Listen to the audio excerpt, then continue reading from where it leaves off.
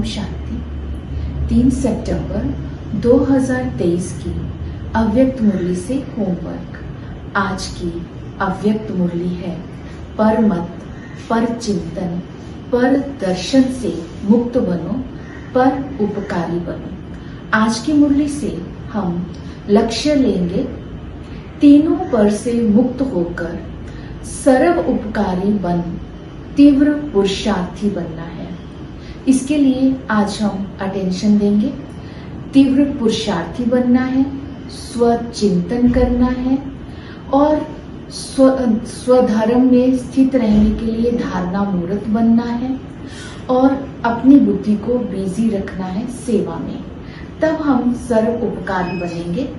उसके लिए जैसे बाबा ने आज की मुरली में कहा कि तुम्हें तीव्र पुरुषार्थ करना है। तीव्र पुरुषार्थ करने के लिए श्रीमत पर चलना है, पर मन मत श्रीमत में मिक्स नहीं करनी है।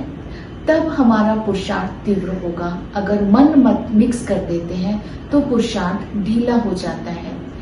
मन मत अर्थात परदर्शन, पर चिंतन और परमत। इसको बाबा ने आज अटेंशन दिलवाया। जैसे ब्राह्मण समाचार सुनाना, स्वयं को डस्टबिन बना लेना, ऐसी बातों में इंटरेस्ट लेना, वायुमंडल बना देना, भारीपन हो जाना।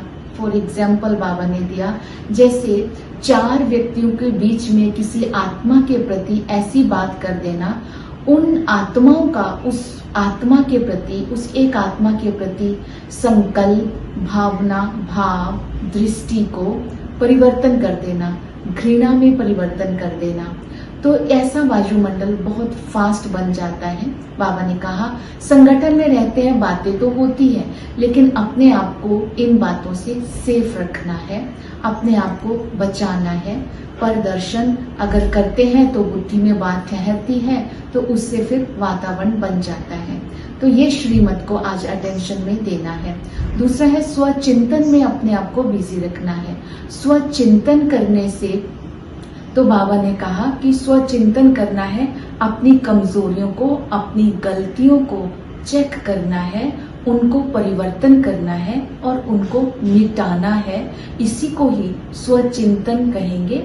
स्वचिंतन करने से बाबा ने कहा कभी कभी ऐसा होता है कि परचिंतन की बात को जिम्मेवारी के कारण सुनना पड़ता है, तो उस बात को सुनना है और सर्व के कल्याण अर्थ उसको बता करके फिर उस बात को फुल स्टॉप लगा देना है। जो स्वचिंतन करने वाली आत्मा होती है वो फालतू बातों को, व्यर्थ बातों को ना देखती है, न सुनती है, न सोचती है। तो इस तरह वो स्व उन्नति भी कर सकती है और सर्व उपकार भी कर सकती है। फिर बाबा ने कहा धारणा स्वरूप बनना है। धारणा स्वरूप आत्मा ही प्रैक्टिकल में फुल मार्क्स ले सकती है। बाबा ने कहा जैसे तुम ज्ञान को सेवा में बहुत अच्छा यूज करते हैं, वही ज्ञान जो आप भाषण करते हैं, दूसरों को सुनाते हैं, वैल्यू पर भाषण करते हैं, अपने अंदर चेक करना है क्या वो वैल्यूज मेरे अंदर धारणा में आई है। बाबा ने कहा ज्ञान से जब तुम सेवा करते हो, मनन चिंतन करते हो, उसका मार्क्स तो 1 नंबर मिलता है। जब तुम धारणा से दूसरों पर प्रभाव डालते हो, उसके 10 मार्क्स मिलते हैं। तो आपकी सेवा जो है फुल मार्क्स लेने के लिए धारणा स्वरूप बनना है। धारणा के लिए धारणा करनी है अपने स्वधर्म की। बाबा ने कहा पवित्रता तुम्हारा स्वधर्म है, अपवित्रता परधर्म है। तो पवित्रता के स्व के धर्म में टिकना सहज है और पर धर्म को अपनाना मुश्किल होता है।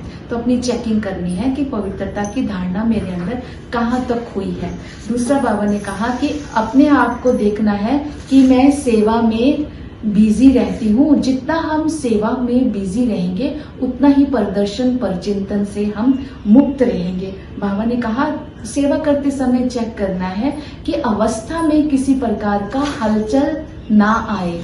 जैसे बाबा ने कहा कि फीलिंग का फ्लू आ जाना, तो इस तरह क्या हो जाता है, जब हम स्वार्थ में आ जाते हैं तो हलचल हो जाती है। तो चेक करना है जो मैं सेवा करती हूँ उसमें निस्वार्थ है, सच्ची है, रूहानियत है।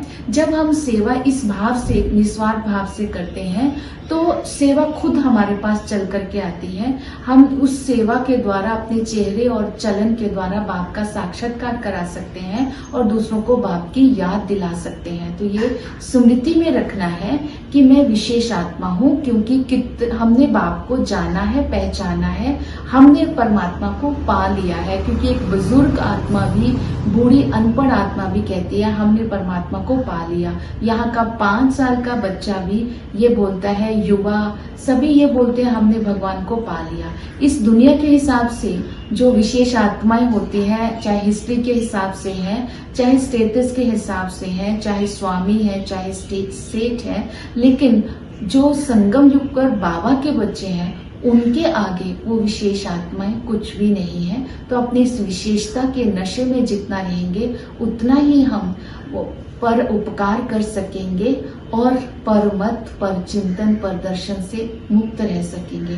तो आज इनसे मुक्त रहने की इन विधियों को ध्यान में रखते हुए सर्व उपकारी बनने का पुरुषार्थ करेंगे। ओम शांति।